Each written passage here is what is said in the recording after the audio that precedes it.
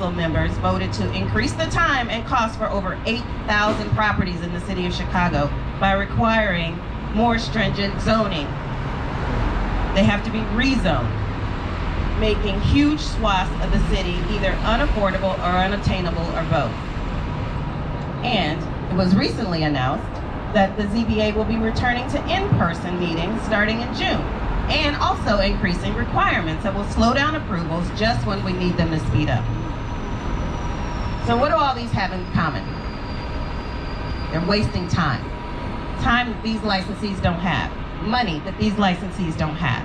What we're asking for is clarify the language of sales and transfers, allow relocations for good cause, and pressure the departments to create straightforward and painless loan funding applications.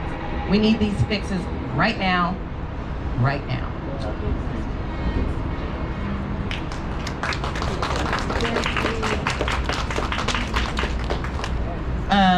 Also, sorry, I was just reminded, when I say we're running out of time, these licenses are supposed to be open and operational by July. This July. How many months away is that? How many months does it take to open a business? There you go. Thank you, Edie.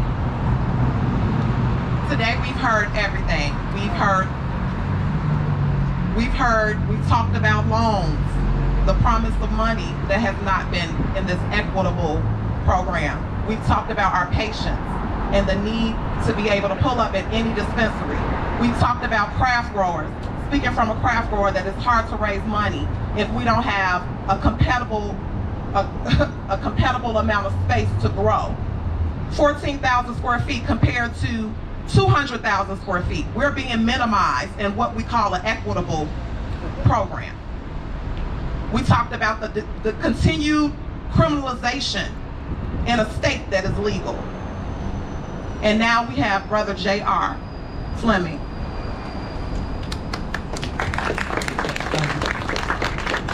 I want to try to sum this up and wrap this up real quick for everybody. My name is J.R. Fleming. The J is for just, the R is for righteousness. Fleming, F-L-E-M-I-N-G. There has been a debate in Springfield in the media about agency versus commission. I want to say nothing about us without us is for us. We are here to put to rest the debate of agency versus commission. We as social equity license holders stand unified and together when I say we want a what? An agency. One agency. One plant, one agency. We have 17 different organizations that have cannabis programs, which make it almost impossible to correctly coordinate and comply with the state regulations around cannabis. We want to thank the governor for hearing our demand for one plant, one agency, and for supporting us as social equity license holders and advocates. And we want it to be known again that we choose agency over commission. Let's put that debate to rest. We feel that a lot of lawmakers are being misled, bamboozled, and hoodwinked by organizations that represent the interests, let me be clear, they represent the interests of MSOs. We are not multi-state operators. We are not the big box cannabis corporation. We are the social equity license winner that was assured that we would get equity in this industry 3 years ago. I want to thank everybody here today for attending, community advocates, media, lawmakers watching for Springfield.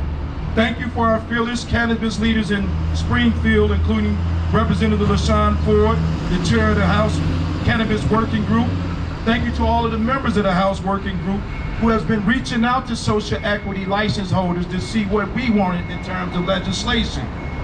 And a special shout out to our Senate. I want to give a special shout out to Senator Castro, who we are hoping will be the champion and who will have the courage to stand up to the MSOs and their trade association. We're demanding that Senator Castro listen to social equity license holders and put forth legislation that support us. We also want to thank the CROO office. We ask that you stand firm and continue to push and protect the social equity license winners in Illinois. Our call to action today is for lawmakers to use our legislative supermajority. Let me say that again. We have a legislative supermajority in Springfield. There is no excuse for us not getting what we need for social equity winners this legislative cycle. We're less than 2 weeks away. The time is now. Last year it wasn't time, they said, because it was a political season. The year before, we just put the program in place. Today, we are demanding both our House and Senate listen to the license holders in the state of Illinois that you fought so hard for to bring into this industry. We're asking that you move legislation that will help us become profitable and to participate in this billion-dollar industry in Illinois. Thank you.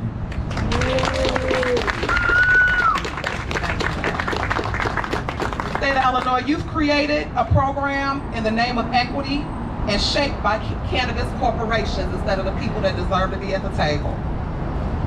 It has created monopolization, and we are here, and we're not going away. Illinois, you are the state that has birthed the first recognized black president. Yet we have the least black and brown ownership. Oklahoma, where the black massacre of Wall Street occurred, has more black and brown ownership in the cannabis industry than Illinois. We should be embarrassed. We should be embarrassed. We want to thank everybody for coming out. Final words? Tourism.